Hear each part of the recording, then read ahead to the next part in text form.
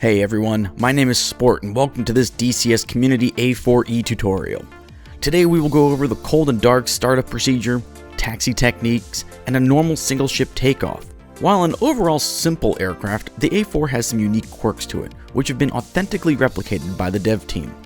Let's go ahead and get started.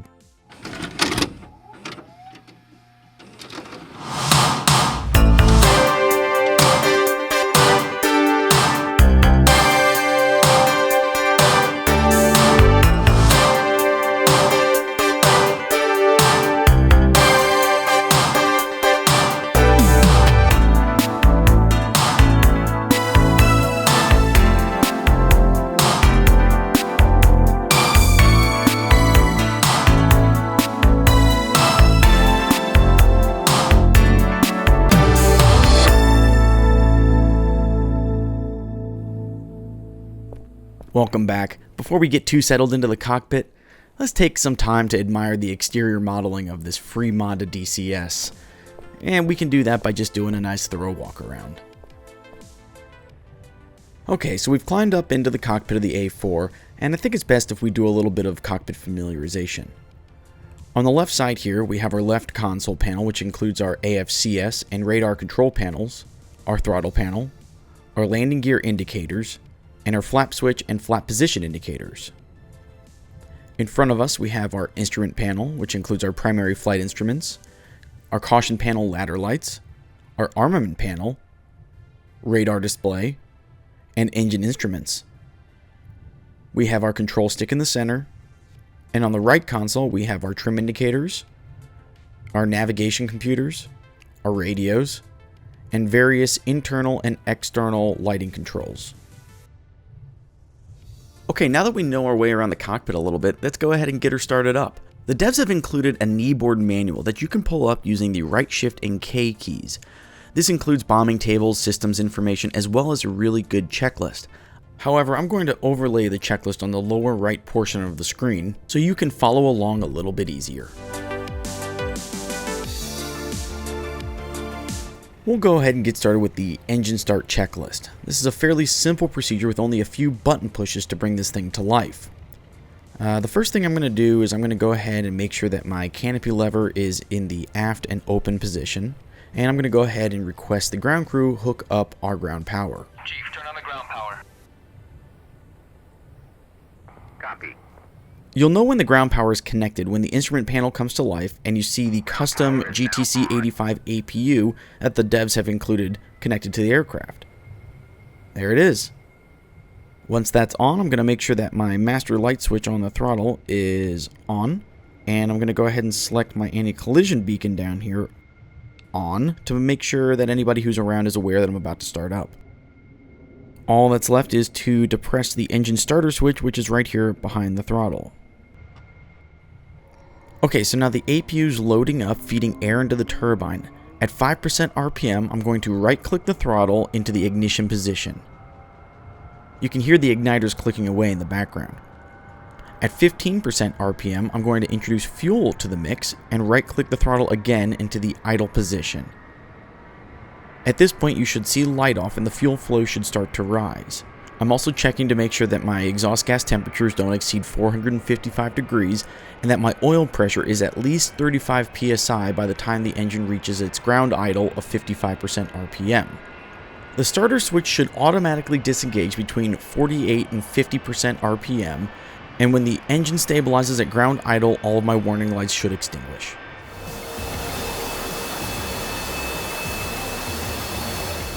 Okay, that looks like a pretty good start to me.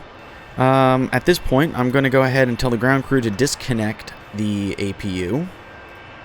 Chief, turn off the ground power. And while they're doing that, I'm going to go ahead and turn on some of the equipment that requires a little bit more time to warm up. Ground power is now off. So the AFCS is going to go to standby. I'm going to turn my radar to standby. The Doppler nav system will go to standby, as will my nav computer. I can go ahead and put my UHF radios to TR and G and select receive on my TACAN. At this point, the engine start checklist is complete.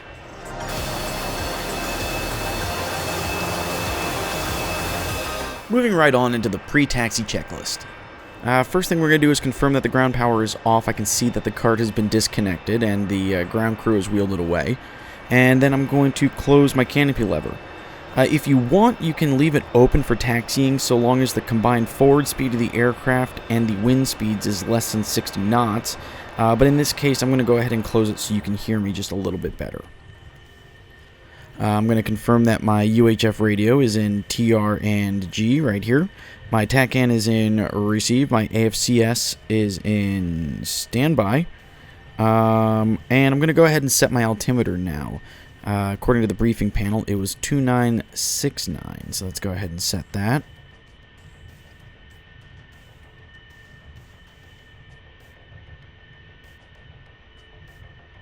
Nice. Okay, and now we'll do a master test. This test button is right here. I'm going to go ahead and press it and hold it. What we're looking for is our angle of attack indexers to light up. We're looking for all of our lights up here. So we have our low altitude warning system, low altitude bombing system, wheels warning indicator, our IFF, and the obstruction light. Making sure that my ladder caution lights all illuminate. Also looking for the radar altimeter to illuminate and get my low oil and fire light illuminated. And finally, the fuel quantity indicator will rotate to 0, while the liquid oxygen indicator will rotate counterclockwise and the warning light will come on. And go ahead and release that and everything resets. From here, we'll go ahead and test our Doppler nav. Now keep in mind that this requires a 5-minute warm-up time, so once you get the engine started, if you do intend on using it, go ahead and pass the time and check out some of my other YouTube content. If you've already caught up on all of that, make sure that you're subscribed to the channel or at least give this video a like. Through the magic of editing, 5 minutes has passed, so we can go ahead and do a functional test. I'll rotate this into the test position, making sure that the memory light has extinguished. I'm looking for 121 knots on the ground speed, plus or minus 5 knots, and a 0-degree drift angle, plus or minus 2 degrees. Okay, I'll go ahead and put that back to standby. And next we'll do a functional test of our navigational computer, which continuously computes and indicates the straight line bearing and range to a target or our home base, our present position, and our ground track angle.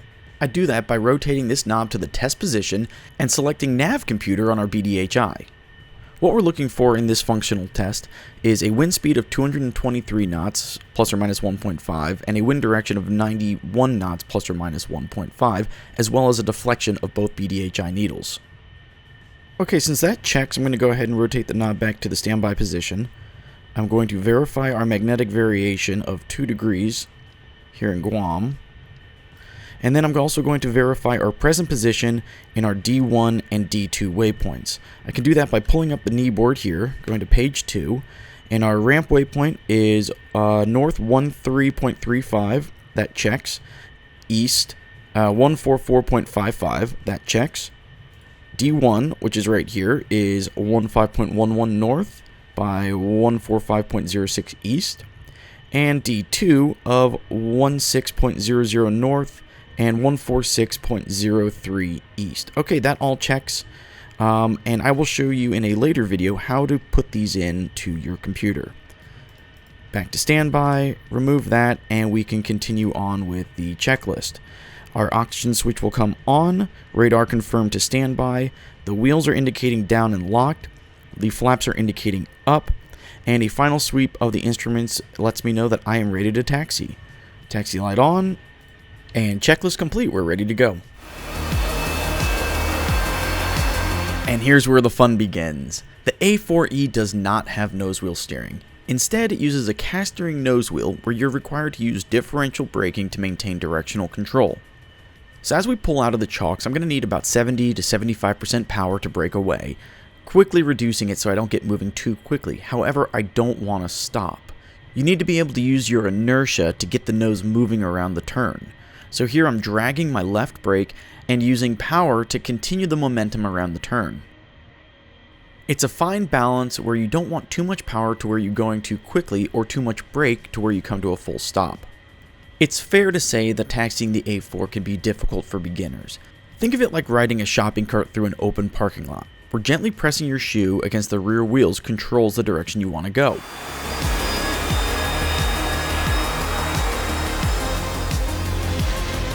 If you have difficulty with this, pull up the controls indicator as shown in the lower left corner of the screen. Here we can see how much pressure is being applied to each brake, the amount of throttle I'm using, and the current deflection of the nose wheel. As I enter this turn, I press on the left brake pedal and slightly increase my throttle to begin the nose turning left, modulating the pressure all the way around. And here I want to lead the exit of the turn with a little bit of opposite brake pressure to stop the nose on my desired heading. Be mindful of the wind direction, as the A4 has quite the bodacious tail and has a tendency to weather vane with the wind. With practice, you'll be able to negotiate tightly packed carrier decks in no time.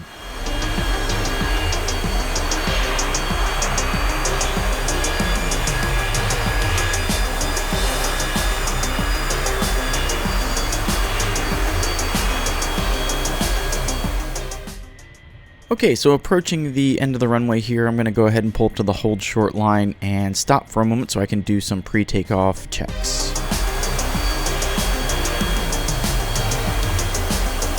There we go.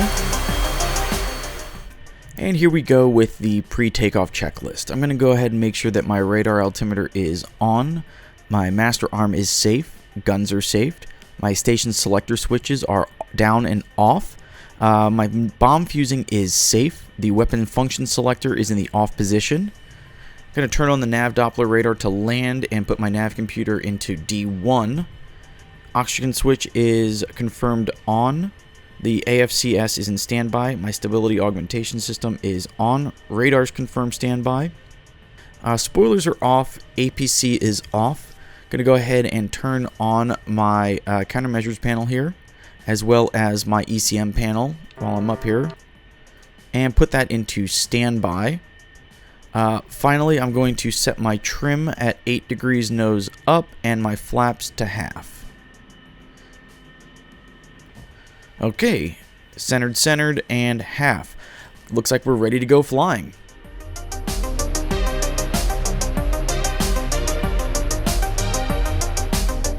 As we taxi onto the runway, we'll want to be careful to make sure we center our nose gear correctly. Just a few degrees off, and that could send us careening off one side of the runway or the other. Alright, that looks about centered to me, and brakes are set. I like to run the thrust up to 80% and do a quick power check before brake release. Okay, there's 80, and brakes release, smoothly pushing the power up to full. On the initial roll, use brakes to maintain directional control to about 70 knots, which is where the rudder becomes effective. Use forward stick to keep the nose wheel planted on the deck. Then at about 120 knots, smoothly pull aft on the stick and get the nose wheel off the ground. The aircraft should become airborne shortly thereafter. Positive rate, here comes the gear, and I'm pitching for about 9 degrees nose up. Passing through 170 knots, I'm going to raise the flaps. So there you have it, a successful takeoff from a cold, dark aircraft. It's a lot of information to take in at one sitting, so go ahead and give it another watch if you have any questions. I've also indexed the video into chapters to make it easier to find what you're looking for. If there's anything I can do to make these tutorials better for you, go ahead and leave me feedback in the comments section down below. If you like what you're seeing, I'd appreciate you slapping that like button, and if you want to know when the next tutorial comes out, feel free and subscribe. Thanks again for watching, and I'll see you next time.